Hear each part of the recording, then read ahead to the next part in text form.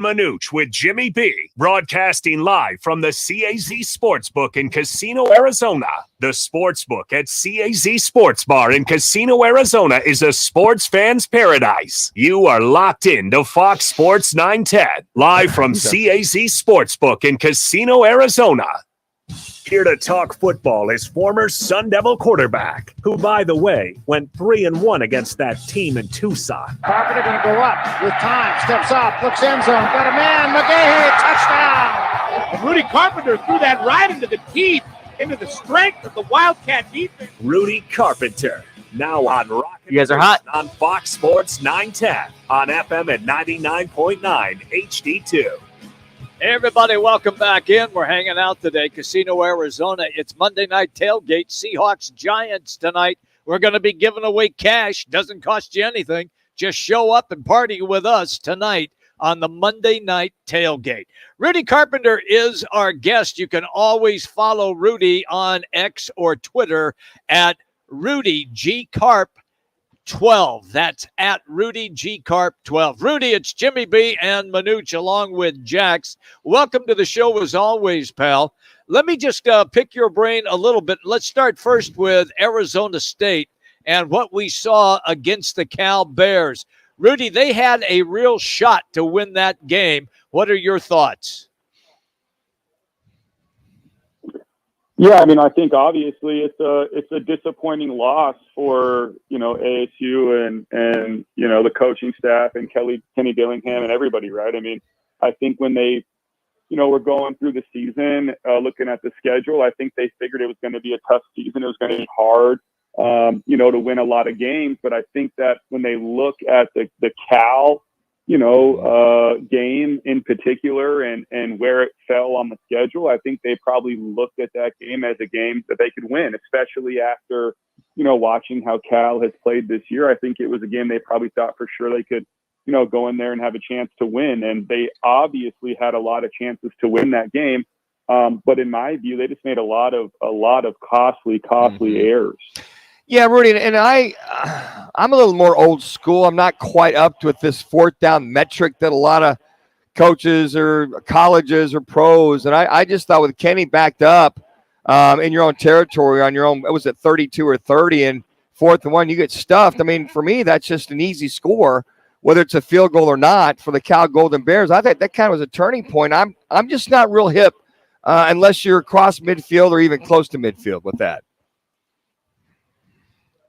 Yeah, I think there was, I think when this coaching staff, especially Kenny, goes back and he watches this game, which I'm sure he already has a bunch, I think there was a few critical coaching errors in this game, to be honest with you. A few critical play calls that were, interesting to say the least, some decisions that were interesting to say the least. But on the other side of that, I understand that analytics are a big part of football and I'm a little old school in the sense too, that I think you got to look at the analytics. I think the analytics make a lot of sense, but I also think you have to look at your team and how they're playing and who you have on your team. And I think the momentum of the game matters too. And I'm with you. I think it was, in my view, not the smartest call and a situation that you can easily give the other team, in this situation, Cal, easy points, right? So I think it's difficult, but I also, on the other side of that, look at this and say, well, I mean, shoot, man.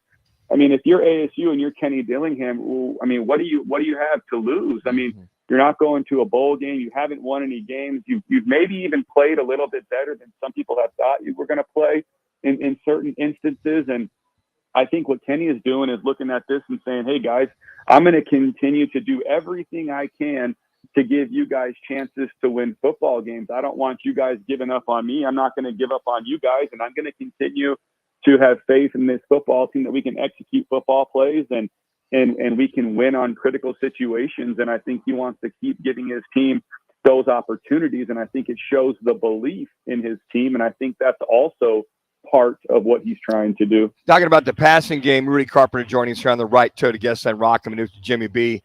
Trenton Bourguet really looked sharp to me as far as getting the ball down the field, his accuracy. And Rudy, he put some balls in some tight windows, I thought. Just the one pick. But I tell you what, that's the best the passing offense I felt has looked this year under Kenny Dillingham.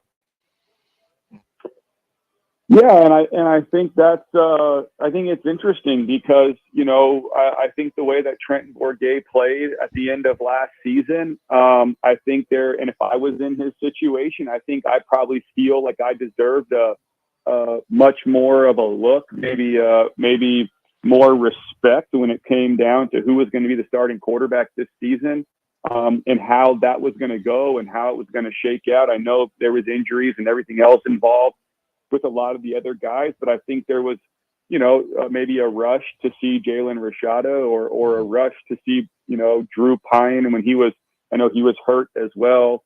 A lot of different situations, I guess. But to me, I don't think anybody should really be shocked with the way that Trenton Bourguet played. He's always been a guy that's been prepared. He's always been a guy has really great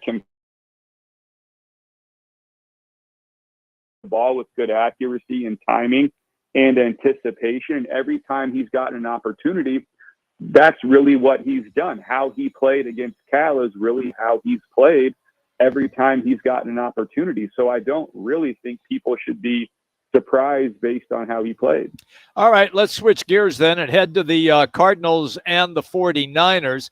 The Cardinals did the best I think that they probably could, Rudy, but they were just overmatched talent-wise. Is that a fair assessment in your estimation? Can you repeat that?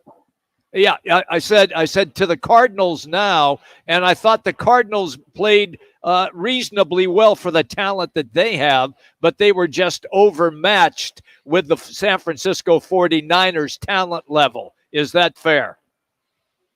Yeah, I think that's definitely true. I think the Arizona Cardinals, maybe a little similar to ASU. I think that they've probably played better this year than most people thought they were going to play. I mean, the Arizona Cardinals, I think up until this week, had led every game going into halftime except for this week. And I think they've given themselves a chance to, be in every football game and or win, every football game. Had Zach Ertz caught that ball at the end of the game this last week, that game would have looked, Sure. even closer. With that being said, I think the Arizona Cardinals have found some things. On defense, they found some things. On offense, they found 3 minutes. Things. They might have found a long-term backup in Josh Dobbs, right? I think he's played decent. He's done a nice job representing this football team. Yesterday they had a young rookie, play well. The kid from Stanford who did a nice job for them and made some plays. Their defense has stood up at times. But I think, like you said yesterday, you're playing against maybe the best football team in the NFL. Some people think maybe the deepest roster in the NFL with a quarterback that is playing really, really, really efficiently. And, I just think when you got a team like the San Francisco 49ers who are as deep as they are, as talented as they are, and a quarterback who's playing as efficiently as he is, they're a really difficult team to beat.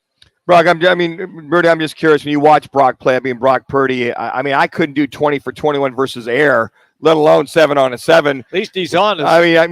Just we all know. You were dialed in, but to see what he's doing with that accuracy, that timing, and getting the ball out. I just want to get your overall thoughts on what you saw in him, maybe versus when he started off. 9 games ago. Well, I think, like I said, I think he's playing really efficiently, and anything I'm about to say about Brock is not to diminish how he's playing, but I do think the coaching staff is doing a really, really good job in their play calling. They're running the football. They're building in a lot of easy throws, some screens, some wide receiver screens, some running back swings out of the backfield, which get him going. And then because those act as run plays, it forces the defense to play a lot of single high coverage. And when those defenses play single high coverage, that's when Brock has done a great job cooking.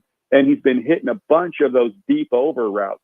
A lot of times when defenses play single high coverage, whether it's single high zone or man, it gives you a chance to, do what people 1 minute, 1 minute, or, have runaway type routes against man. And you're able to throw shallow crosses and deep over routes. And those are plays that Brock is really, really good at, because a lot of times those are, number one, against single high coverage, which makes it easier to throw. Number two, they're out of play action. So you're going to get, a lot of movement out of those linebackers to make those holes in those zones to throw in, even bigger. And Brock is a really, really, really accurate thrower, and he's got very good anticipation. And those are the types of throws that you're going to do really well in as a quarterback if you're an anticipatory thrower, which is what he is. And so, look, there's no doubt that Brock has been playing really good, really efficient. His numbers are crazy every week. Like I said, 20 for 21, 2 touchdowns, no picks. He's not turning the ball over. Yeah. That's kind of what he's doing. But I also think that the coaching staff does deserve a lot of credit for the way that they're calling plays to really play to what he does well. And to be honest with you, I think a lot of coaches around the NFL and college don't do that. They want to run their scheme come hell or high water instead of run systems, offenses, and schemes that really cater to their quarterback. I'm with you on that 100%, Rudy. As always, great information. Thank you, Rudy. We'll talk to you next week. All right, guys, take care. There you go, Rudy Carpenter. He's driven by All City Towing, and All City Towing has a whole fleet of brand new vehicles, and they are hiring. That's right. If you're looking for a new gig, why not give All City Towing a try? You get to drive fancy trucks. It's always fun, and you get paid well, and the benefits